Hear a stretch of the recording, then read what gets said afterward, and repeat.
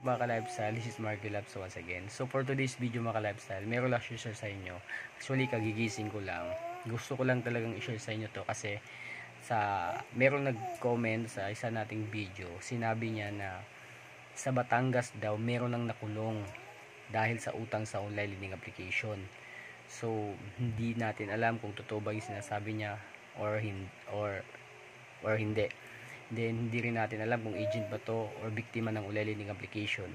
So, piniem ko siya, hindi pa siya nagre-reply. Then, nag-message na rin, dinelete ko na yung message or yung comment niya para at least hindi matakot yung ibang mga solid subscriber natin, yung mga viewers natin na mabasa yung kanyang comment. And, huwag kayong mag-alala kasi hindi po yung totoo. Wala po talagang nakukulong sa online lending application. Wala po talagang nakukulong sa online lending application. So, wala kayong dapat ikatakot mga ka-lifestyle. And I think, yung nag-comment na yun is basher po natin yun. Wala po tayong dapat ikatakot. Wala po ako pakialam sa kanya. Kung agent man siya or nagpapanggap na biktima. Imagine, meron lang nakulong.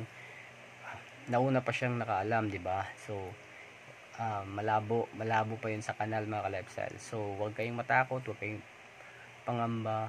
So, yun lang, share ko lang kasi kagigising ko lang na yun yun talagang message na yun kagad yung nabasa ko. So, medyo na-confuse tayo and alam ko naman sa sarili ko na walang ganun. Meron na daw warrant of arrest, that's why pinuntahan ng NBS sa bahay at dinala. Huwag kayong maniniwala doon. Walang nakukulong sa online lending application. Kasi sila pa nga yung mga wanted, sila pa nga yung mga company pa nga nila yung mga company pa nga nila yung nire-raid, di ba? So, bakit magkakaganon, di ba? So, yun lang mga lifestyle, peace. Share ko lang.